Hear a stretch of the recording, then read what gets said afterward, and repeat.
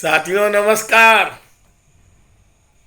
1945 में हिरोशिमा और Nagasaki Japan में अमेरिका के द्वारा परमाणु बम गिराया गया था और तत्पश्चात सनय सनय अमेरिका विश्व का सर्वशक्तिमान राष्ट्र बन गया।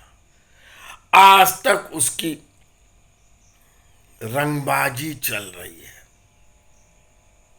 लेकिन मुझे लगता है भारत के ऑपरेशन सिंदूर ने जितना प्रचंड, प्रभावी और सटीक आक्रमण किया, पाकिस्तान के जर्रे जर्रे में, और एक भी मिसाइल ड्रोन भारत में प्रवेश नहीं करने दिया, इसने विश्व में पूरा समीकरण बदल दिया है। आर्थिक दृष्टि से भारत चौथी अर्थव्यवस्था बन गया, जबकि बाकी सारे देश, बड़े देश मंदी जैसी स्थितियों से गुजर रहे हैं।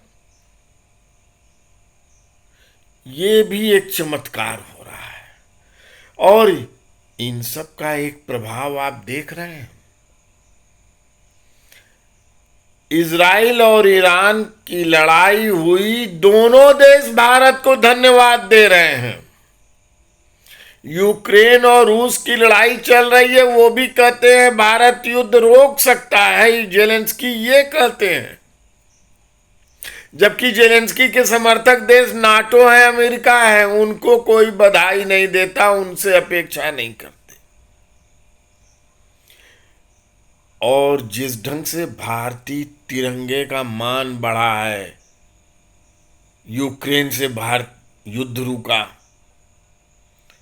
ईरान और इजराइल का युद्ध रुका, और अन्य देशों ने भी कहा कि हमारे भी छात्रों को, हमारे नागरिकों को बचाइए, लिवा कर आइए, और भारत ने वह भी किया।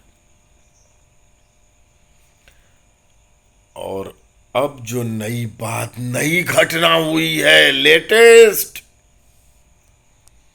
सिंधु जल तो संधि हमने तोड़ ही दिया और जल रोक दिया, लेकिन अभी कल भारत ने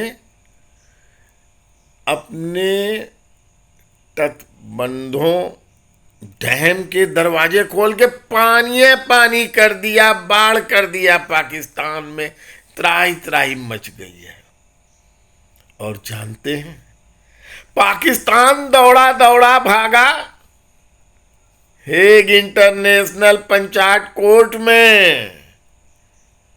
उसने कहा कि ये ऐसा नहीं कर सकता भारत ने झटक दिया कि सिंधु जल समझौते में आपको हस्तक्षेप करने का कोई अधिकार नहीं है, इंटरनेशनल कोर्ट इनवैलिड है। ये भारत की गौरव गर्जना है, जो 1947 में पूर्ण विकसित हो जाना चाहता है, उससे तेज गति से चल रहा है। लेकिन लड़ाई एक साथ में चल रही है। पीएफआई भी गजवाए हिंद सफल करना चाहता है 47 तक,